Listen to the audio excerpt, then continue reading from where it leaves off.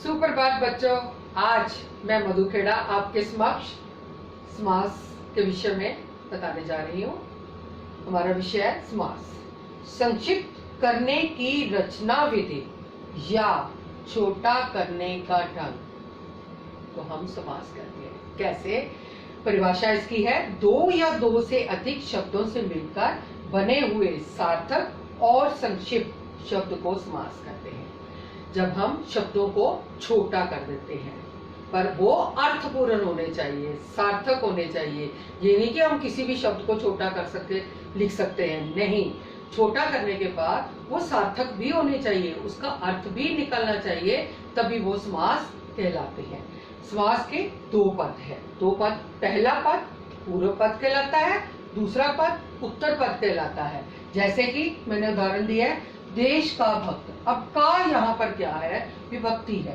देश का भक्त, तो हमने समास बनाया इसका, समस्त पद बनाकर देश भक्त। का को हमने बीच में से निकाल दिया तो क्या बन गया? ये देश भक्त। तो ये एक समास बन गया जिसको हमने अर्थपूर्ण भी है और साथ में संक्षिप्त भी हो गया।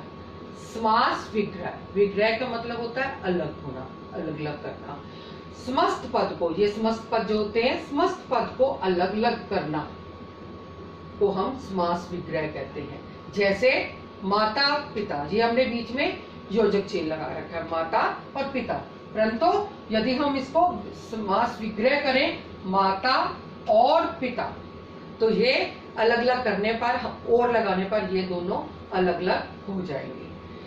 अब समास प्रक्रिया के शब्द निर्माण तीन प्रकार के शब्दों से होता है। समास जितनी प्रक्रिया हम करते हैं उनके शब्दों का निर्माण तीन प्रकार से होता है। एक तो तत्सम, तद्भव और विदेशी। ये तत्सम शब्दों से, जैसे राजा पुत्र, इसमें राजा और पुत्र दोनों तत्सम शब्द हैं। तो यदि हम इसका समास बनाए तो राजपुत्र, पहला ये है पूर्व पद और ये दूसरा जो है इसका उत्तर पद है, इन दोनों को मिलाकर बना राजपुत्र। फिर है तद्भव शब्दों से। अब तद्भव शब्द जैसे बैल और गाड़ी दोनों तत्सम शब्द है। अब तद्भव से हम दोनों को जब मिला दिया तो ये क्या बन गया? बैल गाड़ी संक्षिप्त में बन गया। अब है विदेशी शब्दों से। अब विदेशी शब्द बाहर से, अंग्रेजी, फारसी, अरबी जितने भी शब्द होते हैं, जेब और खर्च। अब जेब और खर्च जो हमने दोनों को मिला दिया तो ये बन गया जेब खर्च। ये दोनों विदेशी शब्द हैं। अब एक और है संकर समास। संकर समास क्या है? इसमें दो भाषाओं के शब्दों का मेल होता है। तत्सम के साथ जरूरी नहीं तत्सम आए, तद्भव के साथ जरूरी नहीं तद्भव आए, विदेशी के साथ जरूरी नहीं कि विदेशी है।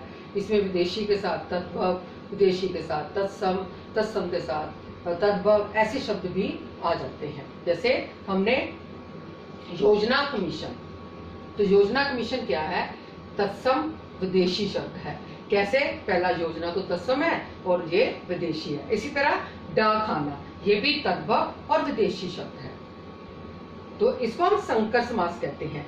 पॉकेट मार, विदेशी, पॉकेट विदेशी, मार तद्भव। इस तरह से भी हमारे इसको हम कहते हैं संकर समास। पेपर में हमें कई बार ऐसे ही जो प्रश्न जो है पूछे जाते हैं जिसमें तद्भव और विदेशी होते हैं, तत्सम और विदेशी होते हैं, विदेशी के साथ तद्भव होता है। इस तरह से भी शब्द होते हैं जिनको हमने अलग अलग करके पहचाना होता है कि ये कौन सा शब्द है और ये कौन सा समास बन रहा है इसके साथ। तो बच्चों, आज हमने समास के बारे में पढ़ा, जिसमें हमने सबसे पहले इसको जल्दी से याद करने का तरीका है कि छोटा करने का ढंग, शब्दों को छोटा करने का ढंग। इसमें दो पद होते हैं, पूर्व पद और उत्तर पद, और उन जब को बीच में से जब हम किसी भी चीज, जैसे यहाँ विभक्ति को हटाकर हमने देशभक्त बनाया और यहाँ पर योजक चिन्ह को हटाकर हमने और लगाकर उसका समास विग्रह करा, और यहाँ पर बताया कि तत्सम, तद्भव और विदेशी शब्दों से ये समास बनते हैं, समास शब्द बनते हैं। और किस तरह से संकर समास जो होते हैं उसमें विदेशी के साथ तद्भव, विदेशी के साथ तत्सम, तत्सम के साथ तद्भव, इस तरह के शब्दों के भी हमें पेपर में आते हैं और हमें इन सब चीज़ों का ज्ञान होना चाहिए। यदि हम ऐसे ही इन छोटी छोटी बातों का ध्यान रखेंगे तो हम कभी भी समास जो है पेपर में गलती नहीं करेंगे, हमेशा हमें याद रहेंगे ये, और हम बहुत जल्दी से इसका जो है उसको हम इनका उत्तर ढूंढेंगे। आशा करती हूँ सब बच्चों को सब अच्छी से समझ आ गया होगा। लाइक, शेयर एंड सब्सक्राइब करना मत भूलिए। धन्यवाद।